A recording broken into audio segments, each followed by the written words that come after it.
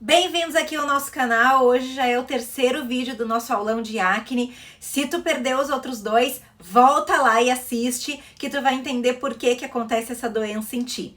Hoje, apesar da aula ser de acne, eu vim falar aqui de algumas doenças que se parecem com a acne, mas que não são acnes e que as pessoas, por vezes, confundem.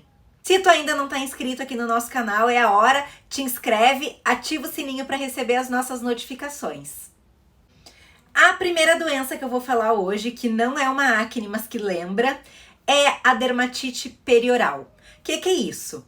A gente vê principalmente em mulheres, existem alguns fatores desencadeantes e são aquelas micropápulas, são bolinhas bem pequenininhas que a gente vê perioral, né? Não é à toa que o nome da doença é dermatite perioral. Aqui, ó, ao redor do lábio, aparece um monte de bolinha bem pequenininha, amarelinha, que parece acne. Nessa doença existe a participação de alguns irritantes, que eu vou falar aqui para vocês alguns.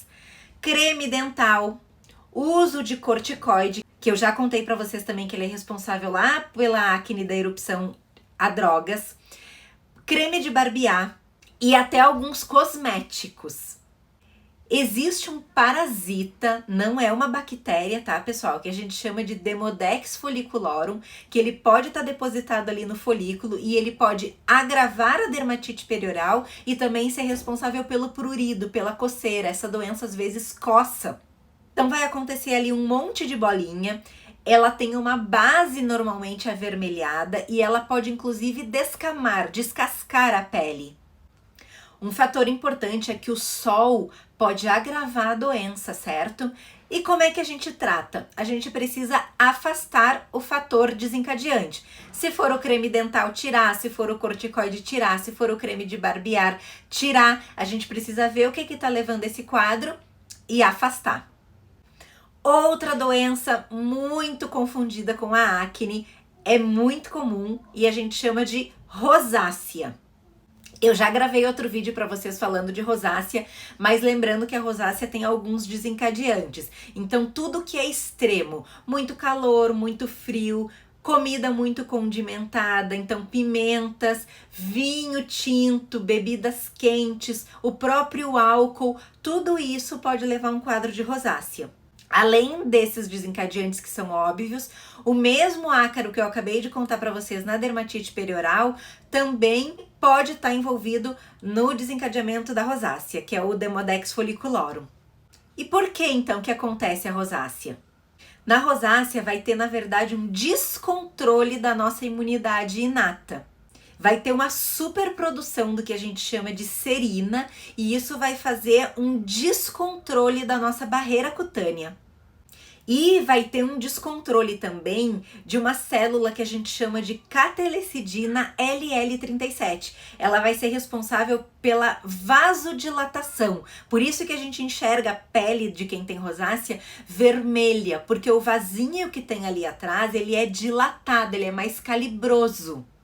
Então isso vai levar a um processo de telangiectasia, por vezes, que são aquelas aranhas vasculares que a gente vê, e uma inflamação local. Eu costumo dizer para as pacientes que a rosácea, na verdade, é uma doença vascular, não é nem uma doença dermatológica, né? Que a gente precisa tratar da inflamação do vaso. Existem hoje muitas alternativas para o tratamento da rosácea. A gente, por vezes, entra com antibiótico tópico, com antibiótico via oral, com medicamentos que vão fazer uma vasoconstrição para tirar esse vermelhidão da pele. Hoje, um tratamento novo que está tendo muito bom resultado é a ivermectina tópica, 1%, tá super legal. E eu costumo dizer para os meus pacientes também fazer receita de vó. Como ali vai ter um processo inflamatório, eu peço para fazer chá de camomila, como se fosse para tomar, deixar o chazinho bem gelado e quando ele estiver bem gelado, molhar o algodão e fazer compressa de chá de camomila.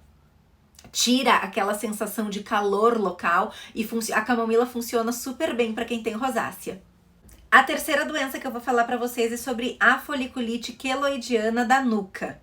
A gente enxerga isso mais em pacientes homens, negros e que tem o cabelo encaracolado. E aí tem também alguns fatores desencadeantes, né? Motoqueiros que usam muito capacete, ou aqueles homens que usam muito boné, que raspam o cabelo e tem o cabelinho curtinho. Então a gente enxerga aqui atrás, ó, na nuca, um monte de lesão dolorida, por vezes elas minam água, às vezes são mal cheirosas e que a gente precisa muitas vezes tratar. É bastante desagradável para os homens e a gente chama isso então de foliculite queloidiana da nuca. Forma verdadeiro queloide ali, fica endurecida a região. A quarta doença que eu vou falar hoje é sobre a hidradenite supurativa. A gente vê bastante em mulheres, ela é agravada pelo tabagismo, então é sempre importante quando tiver um paciente com hidradenite em consultório, ou se tu for essa paciente, parar o fumo, interromper o tabagismo, porque vai piorar a tua doença. E são aquelas lesões que a gente costuma ver principalmente na região axilar e às vezes na região da virilha. São muito dolorosas, parecem uns furúnculos, elas drenam pus, muito difícil de tratar, normalmente deixa cicatriz.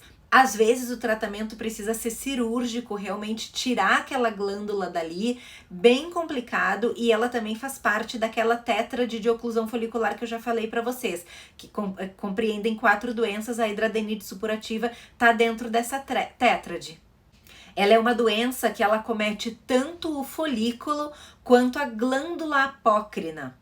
E ela pode inclusive levar a algumas complicações, anemia, fístula, que é a comunicação de um tecido com o outro, e às vezes até restrição da mobilidade do membro, né? A pessoa tem tanta ali a lesão, por exemplo, na axila, que ela fica com dificuldade às vezes de mexer o braço, tem dificuldade na movimentação do membro. Pessoal, era sobre essas 4 doenças que eu queria conversar com vocês hoje. Nenhuma é uma acne real, mas muita gente confunde com acne. Por isso que é super importante a avaliação de um médico para que ele consiga fazer o diagnóstico correto da tua patologia e te tratar adequadamente. Um beijo, fica com Deus, tchau, tchau, até o próximo vídeo.